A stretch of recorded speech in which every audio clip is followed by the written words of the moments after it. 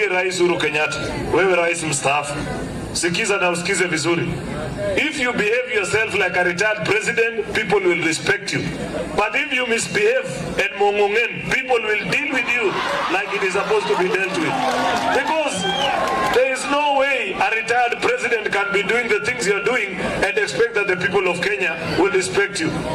The late President Moi, when he went in retire in 2002, he went to his farm in Kabarak and never bothered himself to do the kind of silly monkey games that you are doing today in the Republic of Kenya. When Kibaki went on retire, he respected the office that the people of Kenya had given him. He peacefully rested in his home until the day God took him home. What is so special about you that after 10 years of presidency, instead of relaxing and respecting yourself, you are here addressing people all over the country as if there is anything special that you did when you were president of Kenya? Each time you speak, you remind us of all your failures when you are in charge of this country. We remember all the things that you did. You came and promised us the big four. You left office with big zero. None of those things was ever achieved. And you are here trying to give us a lecture. Wewe, sikia nikwambie bana. Ukikuja vibaya tutakuokota, hatutakubembeleza.